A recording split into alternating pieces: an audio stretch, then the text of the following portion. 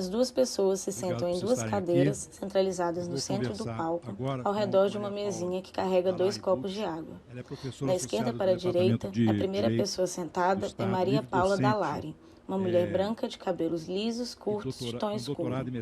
Ela traja calça preta e uma blusa de mangas compridas em tom azul claro. Usa óculos retangulares de aro preto e no pescoço usa o crachá dos participantes do evento. A segunda e última pessoa é Sérgio Abranches, um homem branco de cabelos cacheados, curtos e brancos. Ele traja calça preta e um casaco de mangas compridas em tom azul escuro. Usa no pescoço o crachá dos participantes do evento e óculos redondos de ar escuro. Da União e integra o Instituto Articule em seu Conselho de Governança. Foi presidente da Comissão de Coeducação da FEDUSP, presidiu a subcomissão para um novo projeto pedagógico da faculdade, consultora jurídica do MEC, procuradora-geral do Conselho Administrativo de Defesa Econômica, o CAD, de 2003 a 2005. Maria Paula está fazendo hoje, nesse momento, ela se dedica a uma pesquisa importantíssima, que é da articulação entre direito, Estado e políticas públicas. E está muito preocupada com como recuperar a capacidade do Estado de gerar políticas públicas de qualidade voltadas para o bem-estar coletivo da população. Maria Paula, muito obrigado por ter aceitado o nosso convite, de vir falar conosco. Obrigada, Sérgio. Eu que agradeço. Quero primeiro registrar minhas 2 alegrias. A primeira é de estar aqui na FLI Araxá, esse festival de tanta inteligência, com tanta gente especial que a gente está tendo a oportunidade de ver, essa vibração, a vibração do público, música, dança. Isso aqui é o Brasil vivo, efervescente, em ebulição. Então eu quero fazer esse agradecimento na pessoa do Afonso Borges, figura querida que todos nós aprendemos a admirar e gostar demais. O segundo agradecimento é a você, para mim, um enorme privilégio, enorme responsabilidade, estar numa mesa mediada pelo Sérgio Abranches, que é alguém que a gente lê e admira e aprende. Então eu vou procurar tocar em pontos que acho que são relevantes também para ele, mas acho que talvez eu pudesse começar um pouco da razão de ser, por que eu estou aqui. Então, eu sou, como já foi dito, eu sou professora de Direito, professora da Faculdade de Direito da USP, e sou professora de uma disciplina chamada Teoria do Estado, que é lá no nosso arranjo, é uma das 3 disciplinas da área de Direito Público, junto com Direito Constitucional e Direito Administrativo. E é uma disciplina que pensa o Estado, que quer pensar qual é o papel do Estado. Mas ela vive uma crise porque, há um tempo atrás, essa disciplina foi criada no Brasil mais ou menos em 1930. Aliás, ela foi criada, mais precisamente, sob uma ditadura. Quando a ditadura Vargas, em 1937, a ditadura do Estado Novo se implantou, tinha um professor lá na Faculdade de Direito que dizia: eu não vou ensinar essa Constituição de 1937, foi uma Constituição baixada por um ditador. Isso aqui não é digno de ser ensinado dentro da disciplina de Direito Constitucional. Isso aqui eu não vou ensinar. E aí ele acabou demitido, e no lugar dele, para não ficar muito feio, a ditadura disse: não, nós estamos modernizando o currículo. Nós vamos criar Direito Constitucional e Teoria do Estado. Então, para dizer que aquilo não era só fruto da ditadura, era uma intenção de modernização. Então, isso começou desse jeito. Mas dali se seguiu que o Estado brasileiro, nos anos 30, nos anos 40, estava em formação. E depois, em 45, vem a redemocratização, a Constituição da Democracia, de 1946. Aí tem um período de ebulição, de muita inovação de pensamento sobre o Estado, que tem um período alto e depois um período de declínio. Então, quando ele chega, e aí a gente pode conversar um pouco mais, depois da Constituição de 88, é como se falasse pouco em Estado. Começa a se falar de outros temas, começa a se falar de democracia, começa a se falar mesmo de políticas públicas, mas não tem um pensamento sobre o Estado. E eu acho que faz falta ter um pensamento sobre o Estado, faz falta ter uma estratégia sobre o Estado. Essa estratégia é uma estratégia do mundo da política, do mundo da civilidade, do civismo, da criação de um acervo de ideias compartilhadas, de um acervo de rumos compartilhados. E é por isso que eu me disponho a pensar sobre a história, pensar sobre os inventores do Estado, entender como é que essa sequência se deu e o que essa história pode nos trazer hoje de reflexão útil e interessante para o que nós vamos viver. E esse período de declínio, eu acho que ele também coincide, né, Maria Paula, com a própria crise do estado de bem-estar social no mundo capitalista, né? É verdade, é verdade. E aqui tem uma coisa interessante, porque a gente normalmente olha para fora, mesmo hoje o que a gente está vivendo, o período autocrático que a gente viveu no Brasil, ou que está vivendo, ou que está terminando, acontece simultaneamente com o que está acontecendo nos países centrais, né? A gente teve a autocracia de Bolsonaro e a autocracia de Trump. E talvez o Trump nos Estados Unidos fosse mais chocante, porque é um país que se orgulhava de ser o centro, a referência da democracia. Aqui, como a gente nunca se levou muito a sério, e esse é um problema, eu acho, a gente acha que a gente está por baixo, que nós temos o tal do complexo de vira-lata, a gente acha que é normal, aqui no Brasil não funciona mesmo.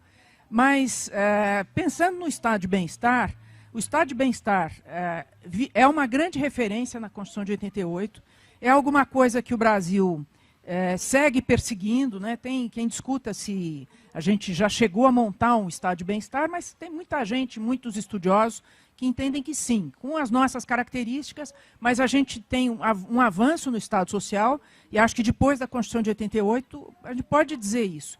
Pelo menos nos 3 grandes sistemas, a educação, com todos os problemas e limitações que ela tem, ela melhorou muito. E eu participei da gestão do Ministério da Educação, na época do 2º governo Lula, quando era ministro Fernando Haddad, eu fui secretária de Educação Superior, num período de expansão das universidades, num período de expansão dos institutos federais, e aquilo era uma política importante.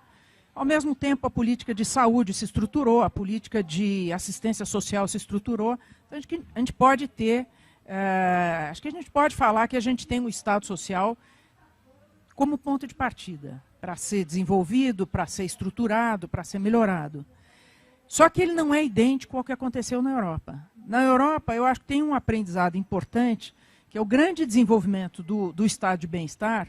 Ele não acontece numa onda só, né? Ele acontece na Alemanha no fim do século XIX, mas ele vai se expandir e se estabelecer depois da Segunda Guerra. E isso, para nós, especialmente para quem é mais jovem, eu acho que serve como uma referência importante, um farol importante, para a gente dizer que da crise pode surgir alguma coisa melhor. A crise pode ser produtiva. E, aliás, tem o Mangabeira Unger fala isso, né? Será que nós temos que ir movidos a crises, nós temos que esperar a próxima crise para acontecer alguma melhoria, alguma coisa positiva? E o interessante, então, só para fechar essa ideia, é que, então, na Europa, você tem, depois da Segunda Guerra, os 30 anos de expansão do estado de bem-estar social.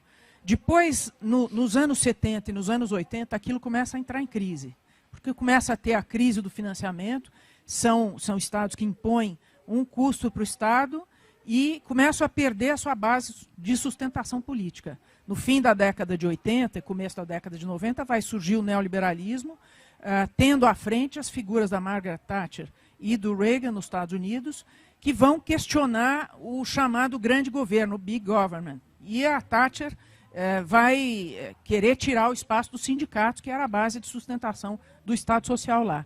Isso tudo no Brasil vai chegar muito depois. Então, o Brasil faz parte da chamada terceira onda dos países retardatários do Estado Social. Então, quando o Brasil for realmente investir energia política em fazer o seu Estado Social, a Europa está declinando, isso na Europa está em declínio.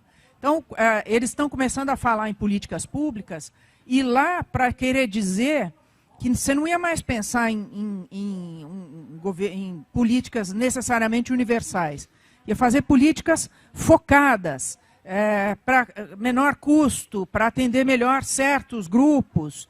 Então, nesse momento, se descola, né? Não tem essa simultaneidade desses dois movimentos. A onda brasileira coincide no tempo com o que vai acontecer nos países da África, em alguns países da América Latina, como a Colômbia, por exemplo, e nos países do leste europeu. Então, a gente tem um movimento próprio e medidas próprias. E eu acho uma coisa importante, Sérgio, é que a gente, então, não repita a ideia de que tudo estava em declínio. Eu acho fundamental a gente recuperar a história da construção desse nosso Estado Social dos anos 2000 e dos anos 2010. Para que a gente não deixe colar na gente a marca de que a crise é só destruição. Ela é destruição e construção ao mesmo tempo. Ela opera na destruição justamente porque tinha uma coisa se estabelecendo, como, por exemplo, a política de cotas no Brasil. Política de cotas, que é de uma lei federal de 2012, já tinha sido iniciada 10 anos antes nas universidades estaduais do Rio de Janeiro, na UNB.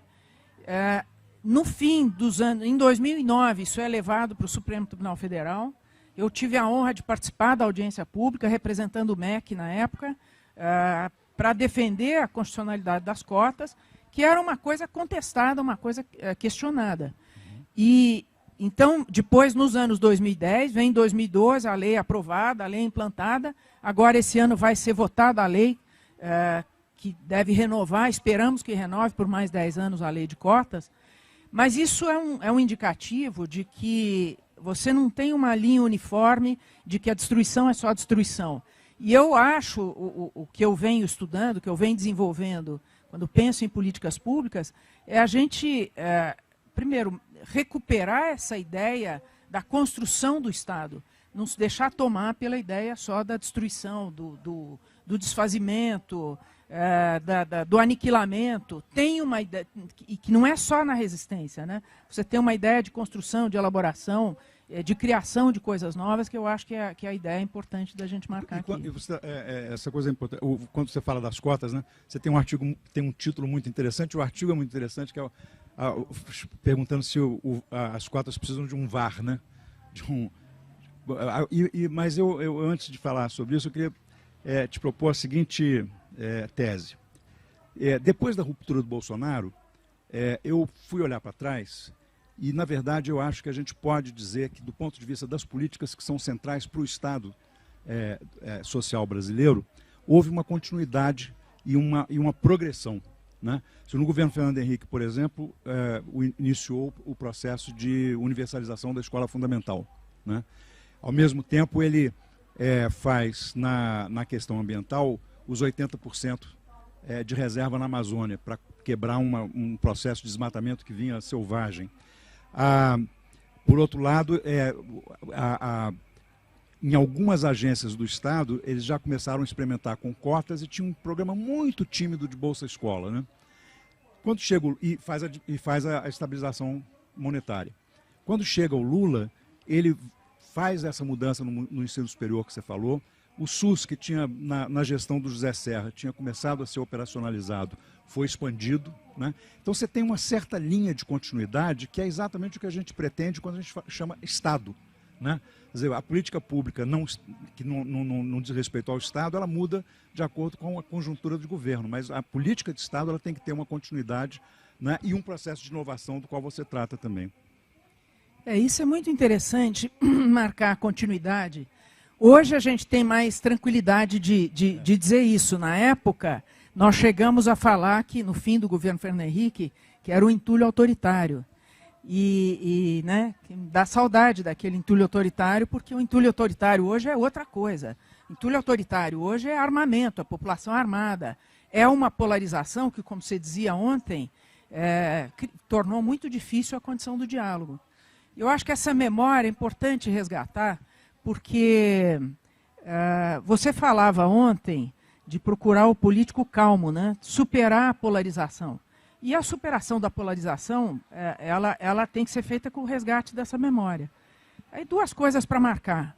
O primeiro é que houve um ataque às políticas públicas enorme, enorme, né? O estrago que a política de educação vinha num processo de continuidade inédito no Brasil, né? Se a gente pegar hoje a política estruturante, o Fundeb, ela começa no governo Fernando Henrique, no Fundef, depois ela é expandida com a emenda 53, depois ela é expandida de novo na 59 e, finalmente, na emenda constitucional 108, que é uma grande surpresa, que é aquela que torna o Fundeb permanente. Que foi em pleno governo Bolsonaro.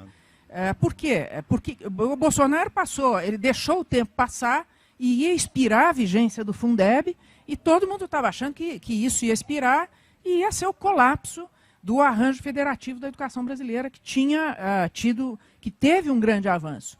E, para surpresa de muitos, não só foi aprovado o Fundeb em caráter permanente, aumentou o volume de recursos, e isso foi um triunfo de governadores, de prefeitos, do Congresso, da sociedade civil organizada, mostrando que o Brasil está num outro patamar.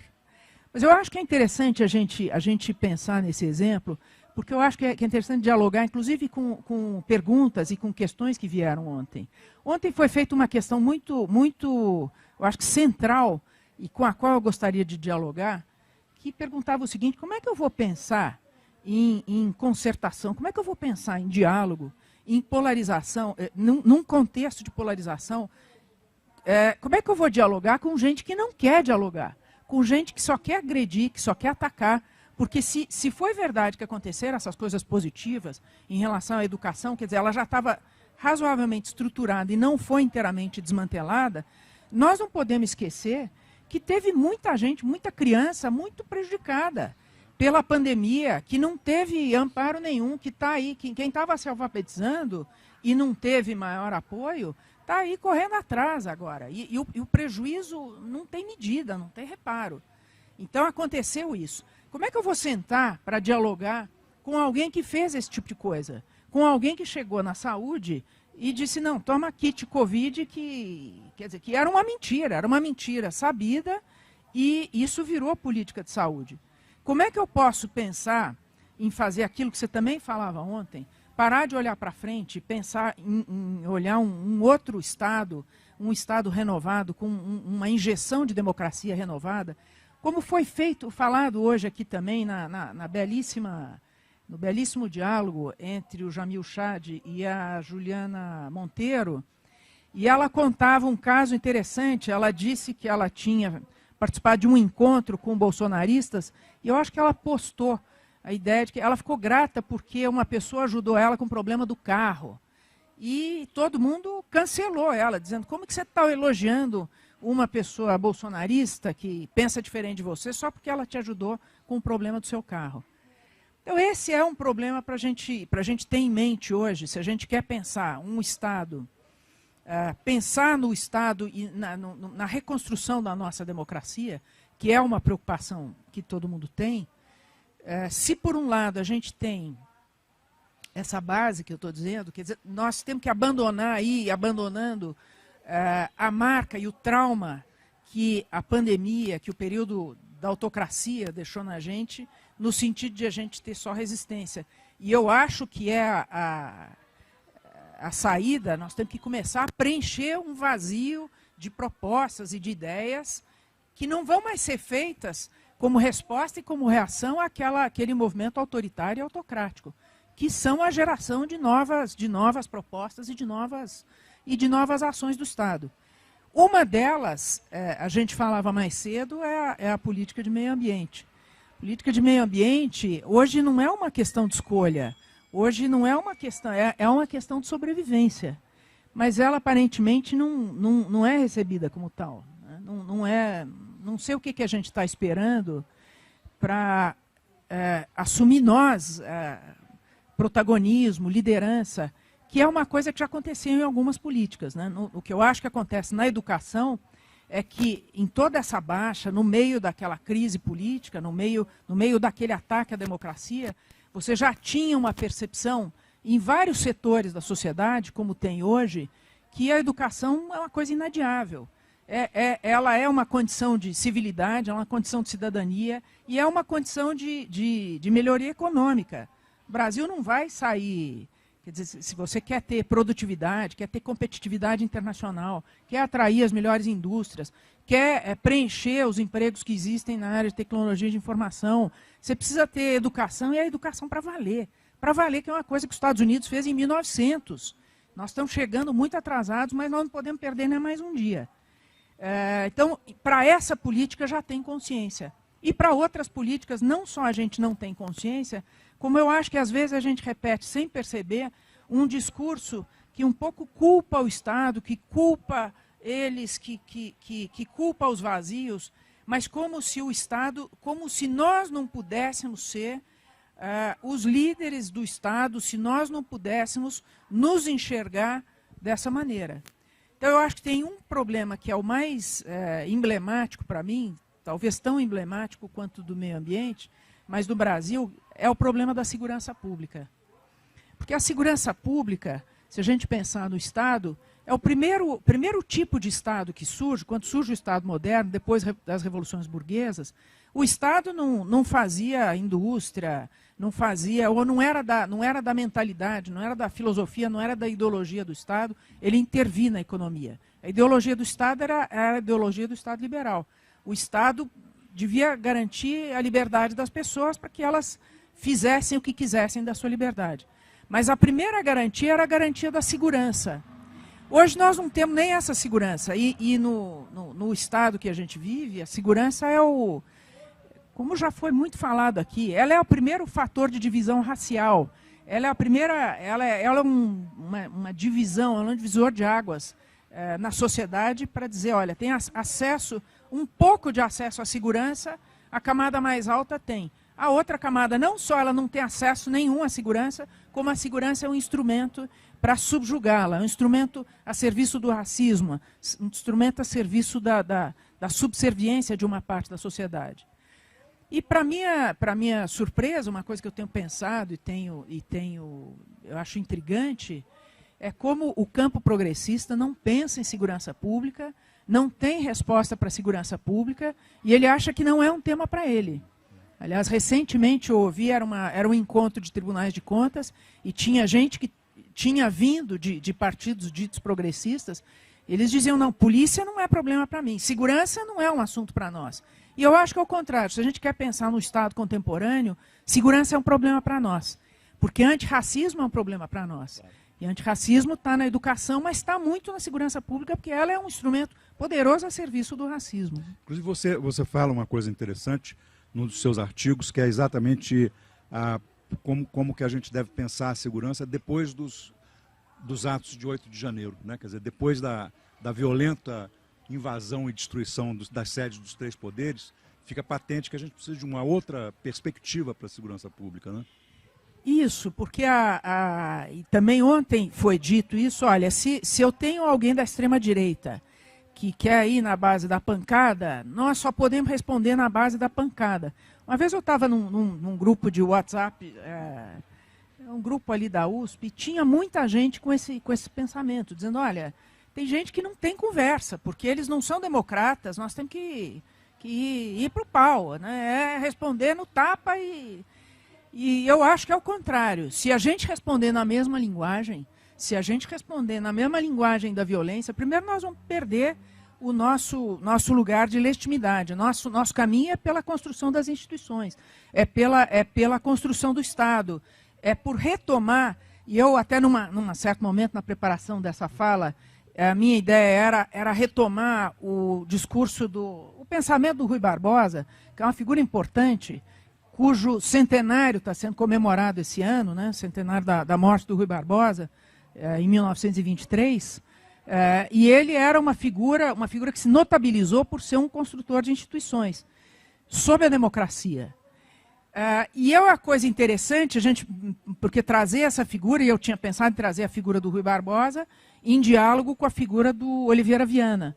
Porque mesmo essa figura centenária, que é patrono do Senado, que é patrono da advocacia, que é uma figura quase que mitificada, ele, por outro lado, é muito atacado por uma outra corrente, que é simbolizada por essa figura, esse intelectual, que foi Oliveira Viana, que trabalhou sob o governo do Getúlio.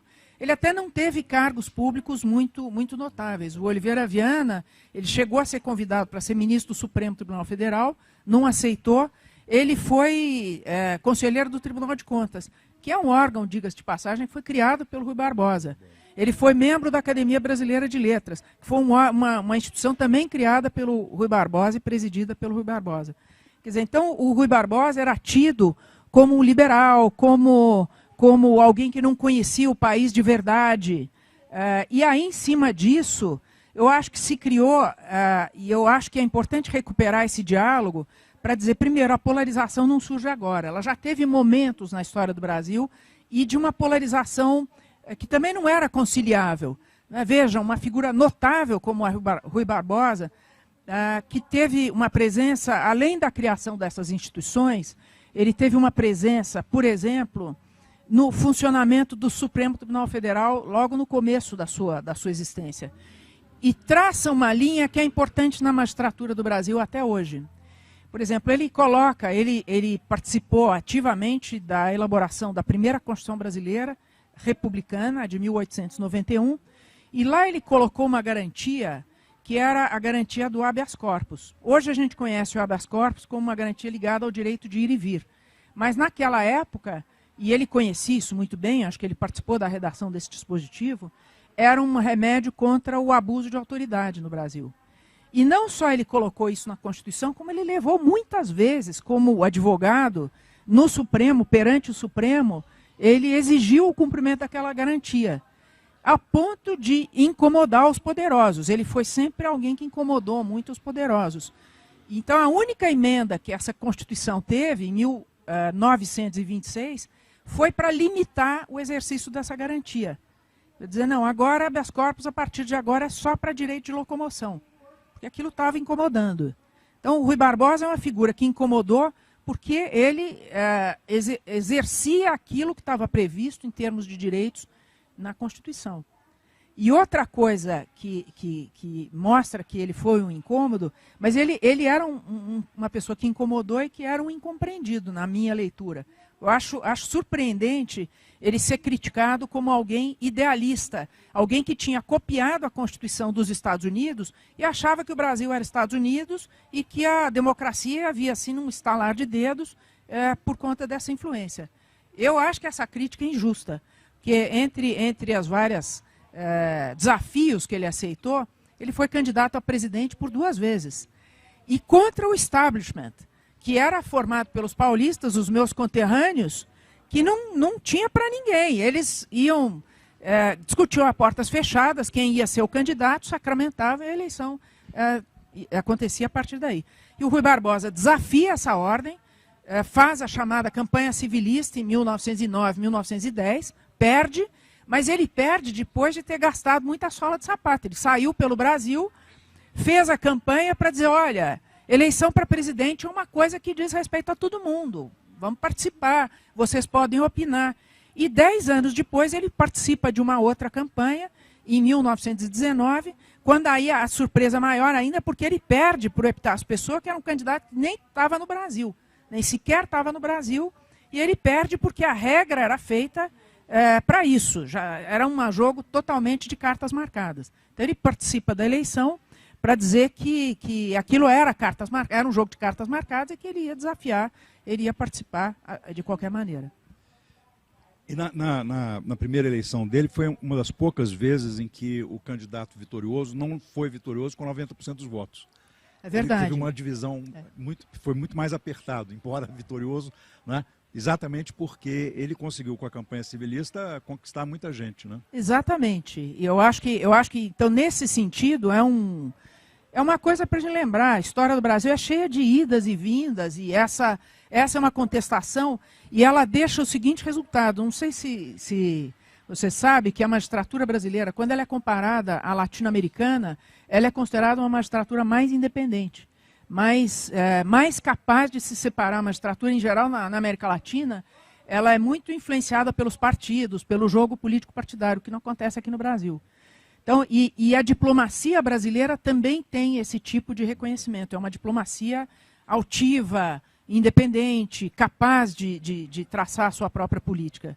E eu acho fundamental a gente recuperar esse tipo de memória, esse tipo de história, porque o Estado daqui para frente, ele tem que ser construído, ele não pode ser uma soma de fracassos ou uma soma... A gente precisa retomar a história, e tem uma história de políticas bem-sucedidas no período recente, que é o nosso ponto de partida para uma aceleração do jogo democrático e da construção de uma sociedade democrática e de um Estado democrático. Você falou uma coisa importante, Maria Paula, que é o seguinte, você estava falando antes, você dizia assim, não adianta ficar pedindo para o Estado, né? E você fala uma coisa interessante com a qual eu concordo muito, que o que a gente precisa são coalizões sociais para as inovações políticas e de políticas públicas, e aí então você subir da sociedade para o Estado, e não do Estado para a sociedade, né?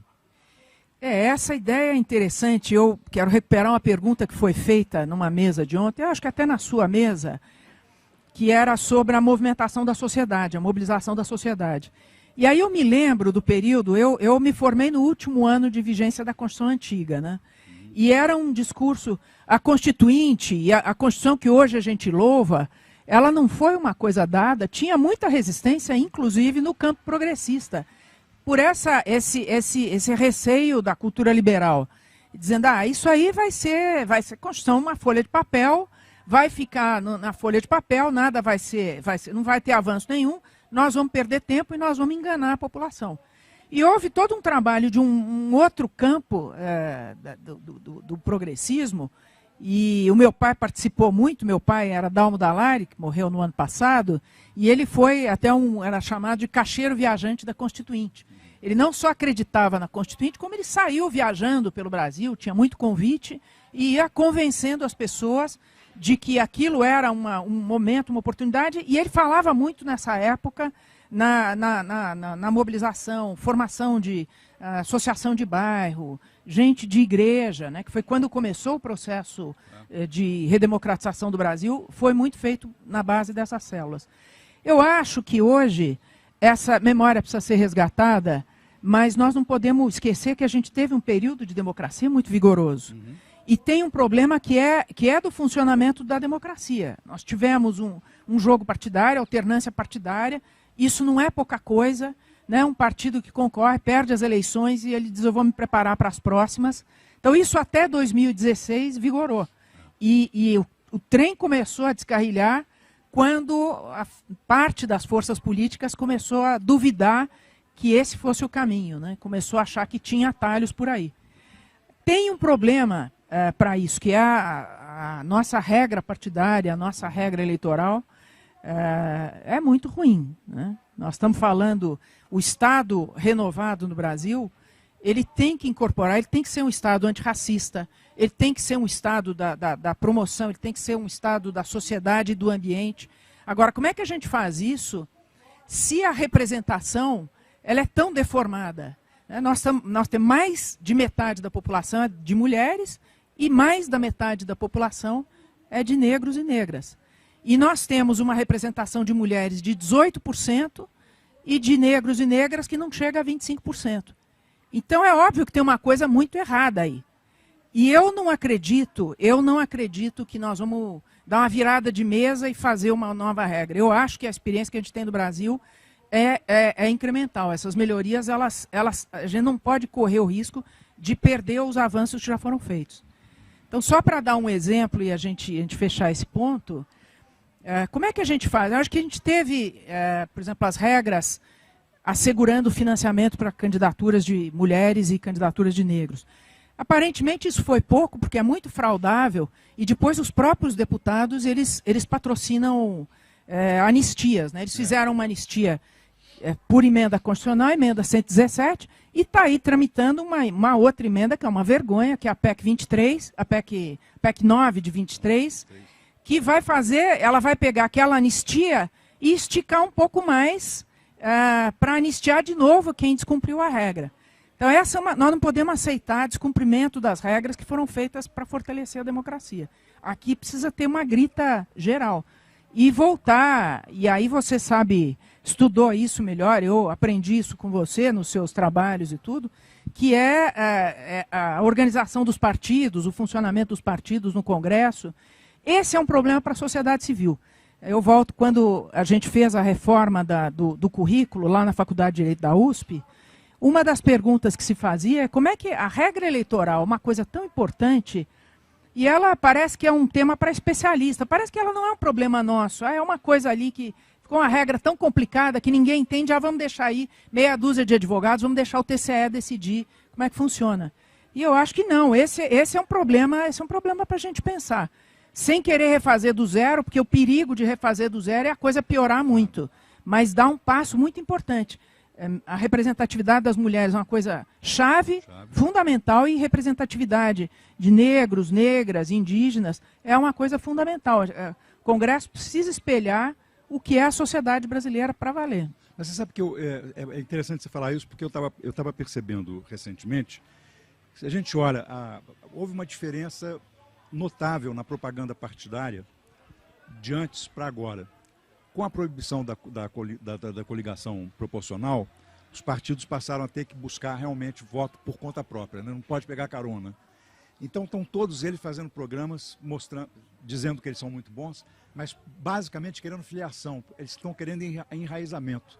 Não é possível enraizar se não tiver as mulheres, se não tiver os negros, porque eles são a maioria da sociedade, quer dizer, não tem como você crescer com um partido político competitivamente se não for se abrindo para essas duas bases, né, que são majoritárias.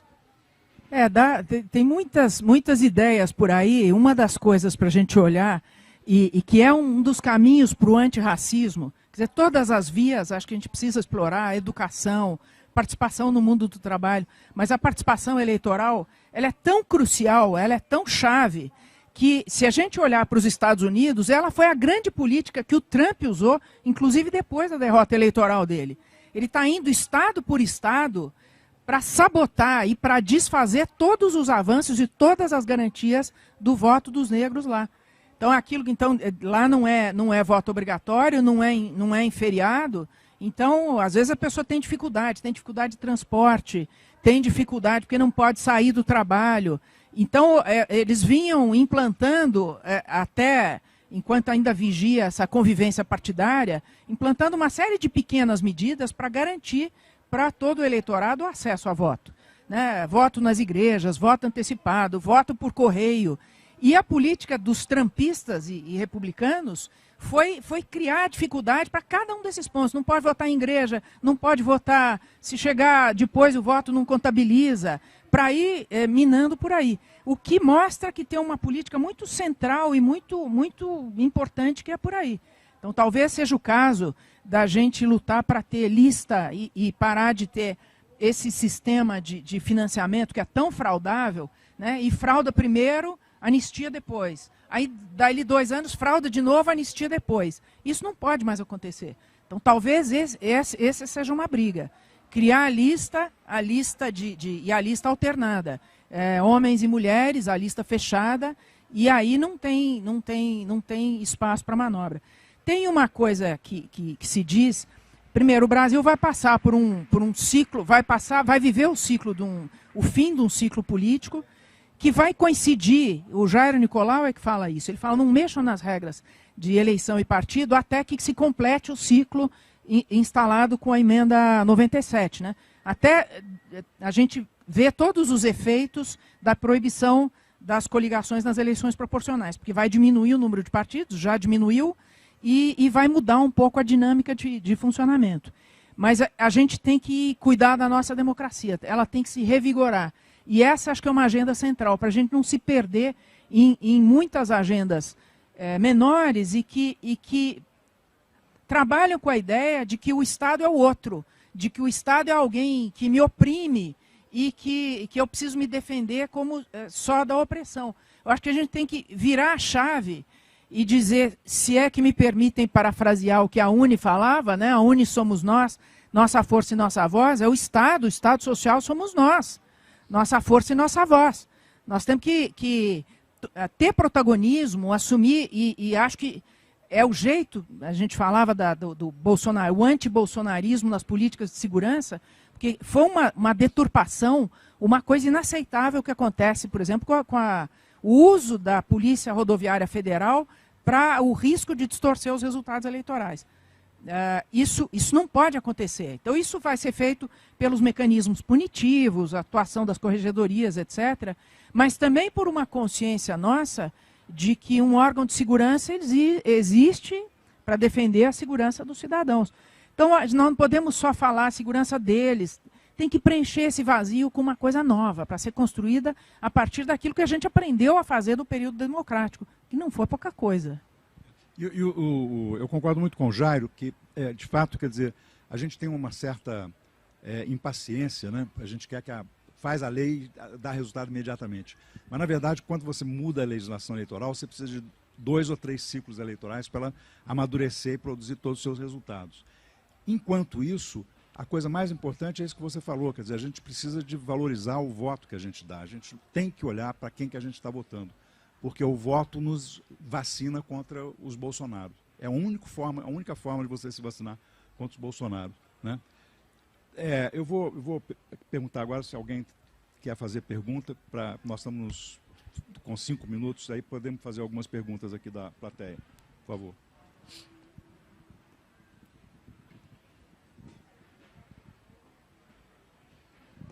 Olá, boa noite para vocês. Muito bom ouvi-los, especialmente a professora. Professora, eu também trabalho com teoria do Estado e políticas públicas e ainda acho de uma atualidade muito grande o capítulo sobre o Estado Democrático de Direito da obra do seu pai, né, a quem eu rendo homenagem e até hoje os alunos se impressionam com isso. E hoje eu utilizo o livro da senhora num programa de mestrado. Não foi tocado aqui, mas eu queria uma opinião, uma reflexão, se for possível da sua parte, sobre a justiça de transição no Brasil. Se isso foi um arroubo de um governo de esquerda, né, vamos chamar assim, atrás, e hoje ainda é um arroubo de um governo que está sendo chamado de centro-esquerda, ou a justiça de transição tem condição de ser pensada como uma política de Estado no Brasil, necessária e importante para a construção da democracia? Muito obrigada pela pergunta, muito obrigada pelo comentário. Fico feliz, né, de saber que nós estamos trabalhando aí na mesma área. Eu acho que, bom, a gente tem um exemplo o mais emblemático, é o da Comissão Nacional da Verdade, né, que pretendeu fazer uma grande revisão da história do Brasil, da história recente, das graves violações de direitos humanos, e cujo trabalho ficou inacabado, né? Eu acho que o relatório é um documento muito importante. A Comissão Nacional da Verdade foi criada, para quem não sabe, era uma aspiração, era uma demanda de que o Brasil fizesse a revisão do seu passado, e do seu passado em relação à ditadura, em relação à prática da tortura, em relação a graves violações de direitos humanos patrocinadas pelo aparelho de Estado. E isso, depois de muitas idas e vindas, foi criada a comissão no governo de Dilma em 2014. A comissão faz o seu relatório e entrega para a presidente Dilma. Ela tinha uma expectativa de que os militares fizessem uma revisão do seu posicionamento, especialmente os militares mais jovens, que não tinham compromisso com as graves violações de direitos humanos que tinham sido praticadas. Mas isso não aconteceu. E acabou acontecendo no Brasil, acho que um certo sentido, o pior dos mundos, porque a Comissão Nacional da Verdade não foi reconhecida como legítima pela esquerda, que achou que era pouco, achou que o relatório era brando e não indicava punições suficientes, e ela foi recebida com ódio por alguns segmentos militares que até muito recentemente queriam desfazer aquilo, queriam a réplica, queriam o direito à sua narrativa. E eu recentemente participei de uma sessão do filme 1985, que foi realizada lá na USP, e estava presente o Pedro Dallari, que é meu irmão e foi presidente da Comissão Nacional da Verdade, e estava presente aquele promotor argentino, cuja história é relatada no filme. E eles fazem um diálogo sobre a diferença de tratamento da justiça de transição na Argentina e no Brasil. E o Pedro falava que o Brasil, de todos os países da América Latina, se comparar a Argentina, Uruguai, Paraguai, foi o único que não puniu ninguém pela ditadura, né? Na Argentina houve punição e houve retrocesso, mas houve punição. Então essa é uma coisa que fica vagando por aí. Para fechar, eu acho que eu vejo até entre estudantes lá da faculdade, querendo voltar, eu acho que a gente precisa ser criterioso em relação à reabertura daquele passado. né? O Brasil tem até uma condenação da Comissão Interamericana de Direitos Humanos, porque protegeu e ocultou as práticas dos seus perpetradores das violações de direitos humanos, mas eu acho muito importante nesse momento a gente não deixar a impunidade desse governo recente, não deixar que ela aconteça. Não é punição exemplar, não é uma coisa, tem que ser a punição na medida da lei. E a gente tem que trabalhar com a ideia de que a lei funciona. Isso é recuperar a ideia de Rui Barbosa, né? Instituições têm que funcionar na medida correta. Isso. Mais alguém?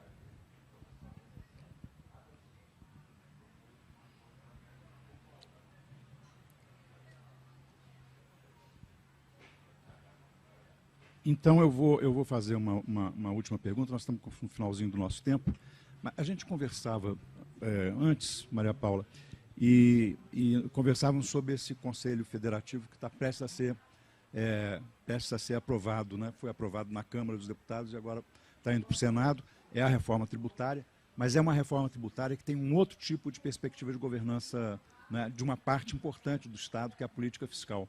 E você tem ideias muito boas sobre isso, eu queria te ouvir. Obrigada, Sérgio. Eu acho que essa pode ser um exemplo de uma coisa improvável, né? E é um bom tema para a gente embaralhar de novo a categorias muito certinhas e muito empacotadas que a gente tem.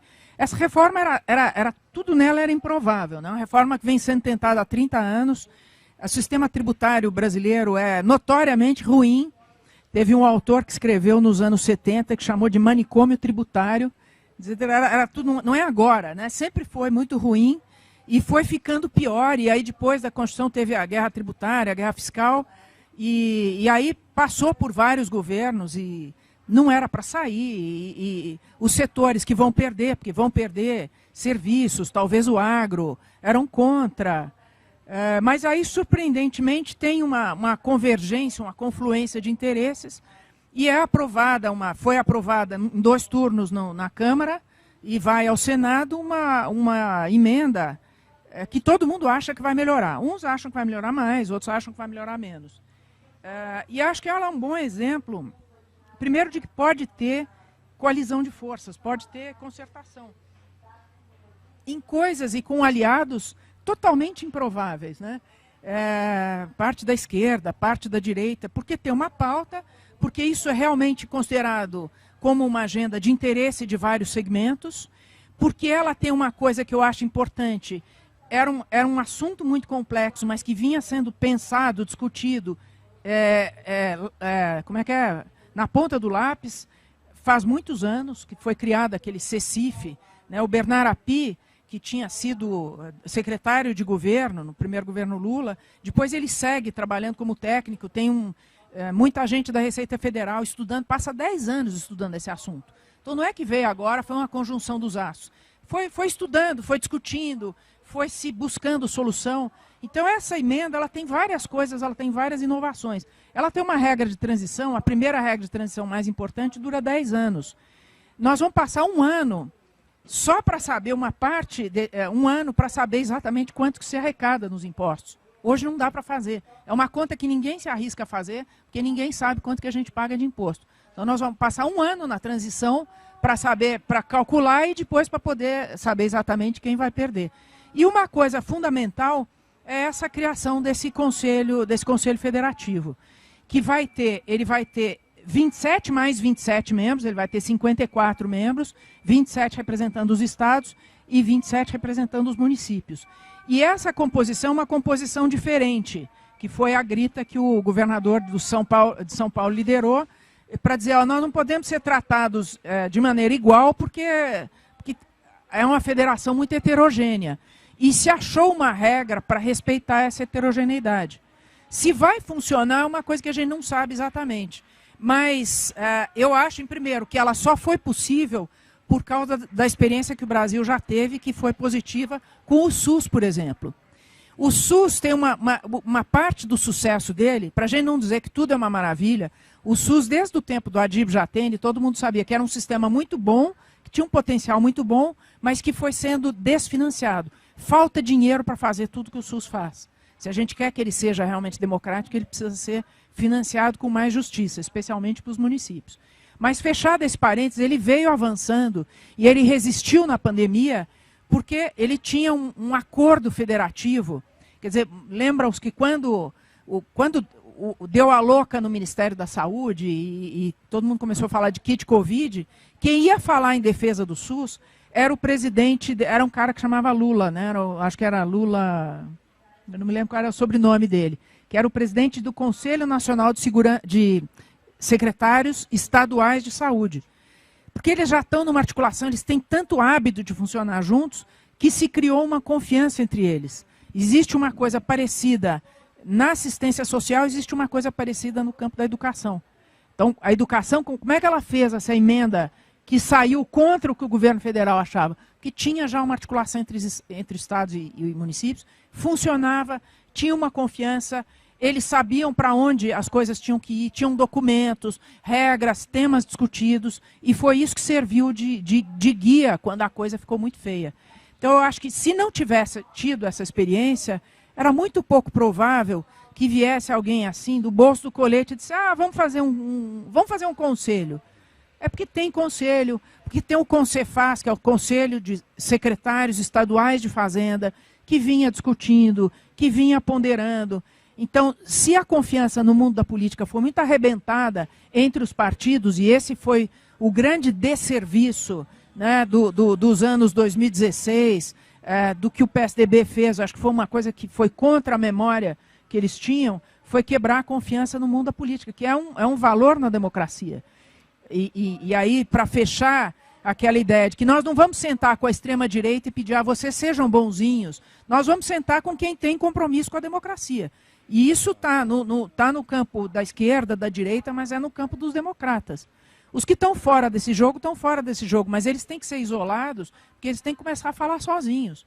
O que acontece? Eles estavam falando e encontrando eco. À medida que esse mundo da política for preenchido por propostas, por construções, esse pessoal vai falar sozinho. E eu acho que esse é o rumo que eu acho que a gente tem que olhar e tem que perseguir para se apropriar dos nossos destinos. Exatamente. Dar continuidade à frente democrática, né, para afastar exatamente a extrema-direita autoritária. Maria Paula, muito obrigado. Foi muito bom conversar com você. Obrigado, gente, por estar aqui com a gente.